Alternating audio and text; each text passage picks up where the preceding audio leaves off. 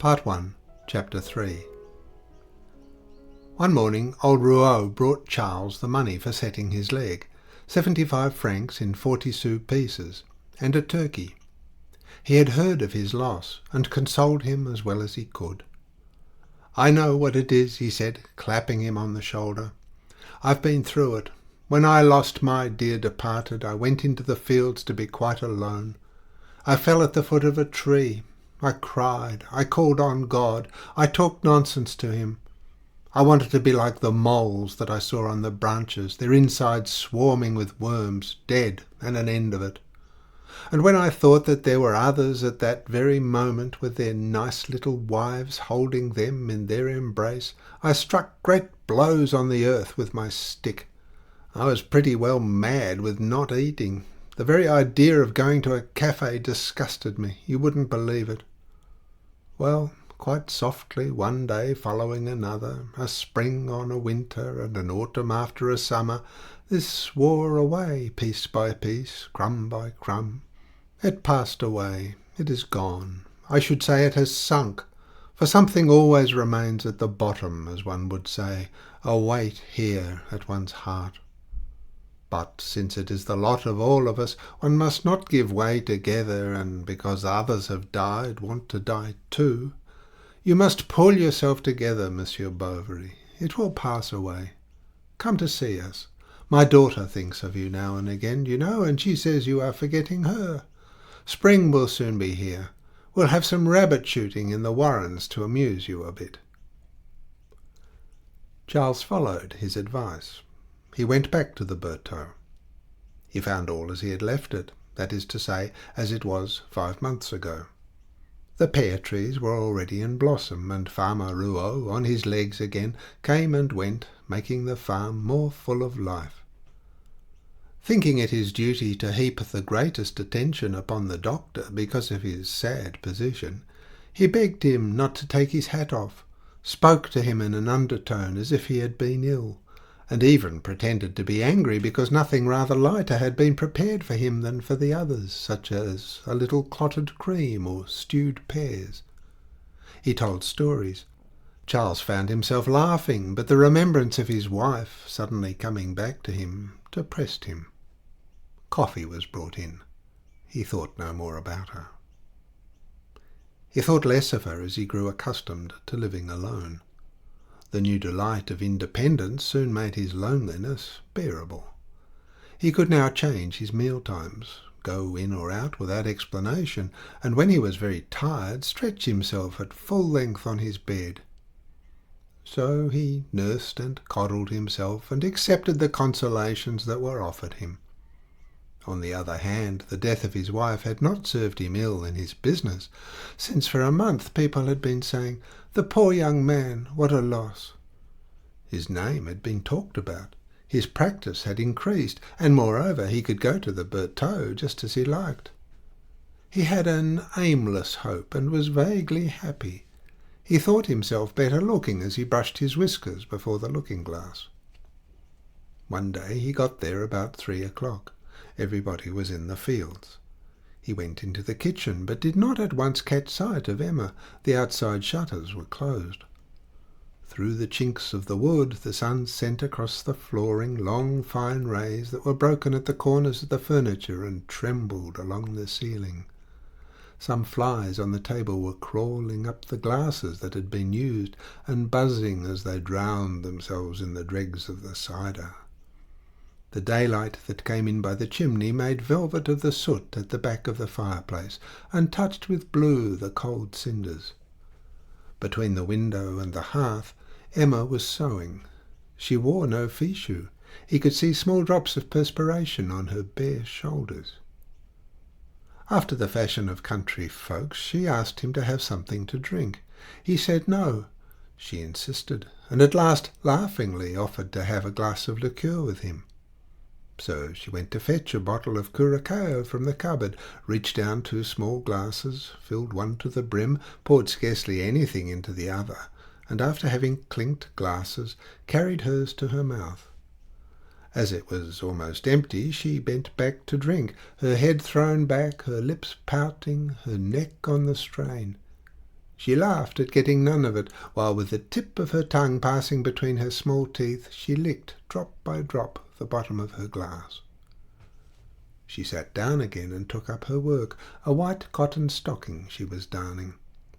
She worked with her head bent down. She did not speak, nor did Charles.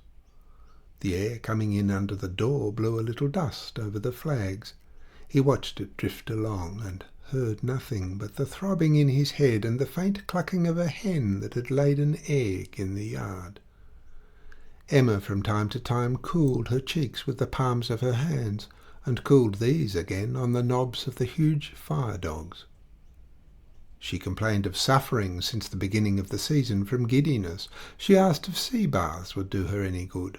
She began talking of her convent, Charles of his school. Words came to them. They went up into her bedroom. She showed him her old music books, the little prizes she had won, and the oak-leaf crowns left at the bottom of a cupboard. She spoke to him, too, of her mother, of the country, and even showed him the bed in the garden where, on the first Friday of every month, she gathered flowers to put on her mother's tomb. But the gardener they had never knew anything about it. Servants are so stupid. She would have dearly liked, if only for the winter, to live in town, although the length of the fine days made the country perhaps even more wearisome in the summer. And according to what she was saying, her voice was clear, sharp, or on a sudden all languor, drawn out in modulation that ended almost in murmurs as she spoke to herself, now joyous, opening big naive eyes, then with her eyelids half closed, her look full of boredom, her thoughts wandering. Going home at night, Charles went over her words one by one, trying to recall them, to fill out their sense, that he might piece out the life she had lived before he knew her. But he never saw her in his thoughts other than he had seen her the first time, or as he had just left her. Then he asked himself what would become of her, if she would be married, and to whom. Alas, old Rouault was rich, and she so beautiful. But Emma's face always rose before his eyes, and a monotone like the humming of a top sounded in his ears. If you should marry, after all, if you should marry. At night he could not sleep. His throat was parched. He was athirst. He got up to drink from the water bottle and opened the window. The night was covered with stars, a warm wind blowing in the distance. The dogs were barking. He turned his head towards the Bertaux. Thinking that, after all, he should lose nothing, Charles promised himself to ask her in marriage as soon as occasion offered. But each time such occasion did offer, the fear of not finding the right words sealed his lips. Old Rouault would not have been sorry to be rid of his daughter, who was of no use to him in the house. In his heart he excused her, thinking her too clever for farming, a calling under the ban of heaven, since one never saw a millionaire in it. Far from having made a fortune by it, the good man was losing every year. For if he was good in bargaining, in which he enjoyed the dodges of the trade, on the other hand, agriculture properly so called and the internal management of the farm suited him less than most people. He did not willingly take his hand out of his pockets, and did not spare expense in all that concerned himself, liking to eat well, to have good fires, and to sleep well. He liked old cider, underdone legs of mutton, glorias well beaten up. He took his meals in the kitchen alone, opposite the fire, on a little table brought to him already laid as on the stage.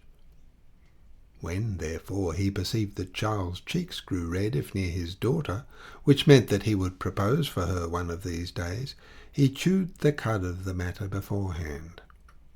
He certainly thought him a little meagre, and not quite the son-in-law he would have liked.